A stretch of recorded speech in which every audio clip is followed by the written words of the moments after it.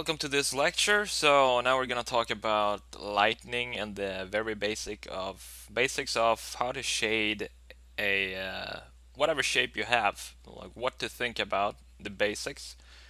So for this lecture, I'm gonna just make a simple cube and show you how I would shade this in the fastest way and the easiest way. And hopefully you can follow along on your computer and do the same.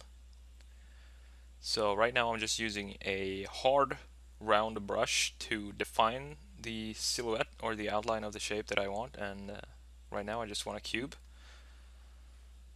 with kind of rounded corners, not a very sharp edged cube, and more of radiuses on the edges and corners.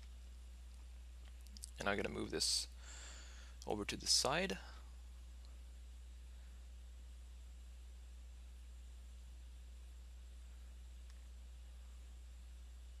Let me do it right now, right like that, and make a new layer. And the absolute first thing we need to think about is the light source. And this is something that you're going to keep in mind throughout the entire sketch. Where is the light coming from?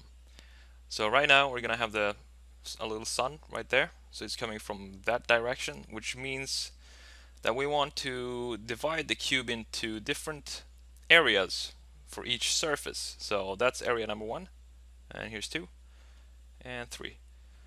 And that's the 1, 2, 3 is going to be go from bright to dark, depending on where the light source is coming from. So surface number 1 is going to be the brightest, and that's what I'm doing right now. So I'm just using an airbrush on a new layer, and I'm using a hard round brush to erase what I don't need of the airbrush, just so I define the surface.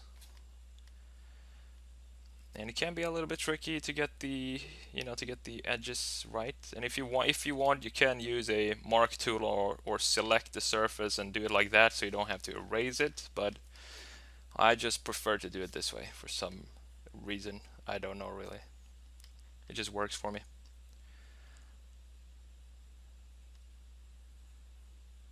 All right. So here we have our surfaces again. So 1 is the brightest, and now we're gonna move over to 2. So I'm making a new layer, selecting the airbrush, and you have the reference here in surface number 1 as to how bright surface number 2 is going to be. Obviously it's going to be a little bit darker than surface number 1, so that's your reference. And I'm doing the exact same thing here. I'm erasing the edges of the airbrush, or the excess airbrush that I don't need.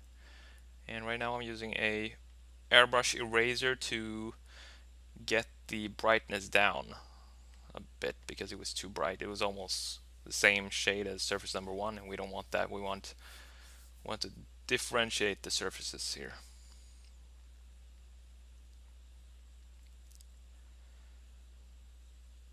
So 1, 2, and now we're gonna move over to surface number 3.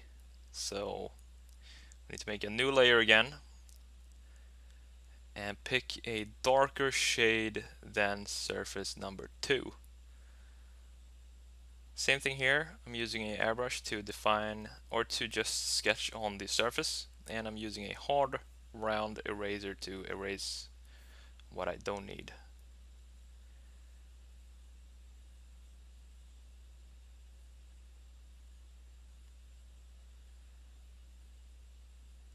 Something like that.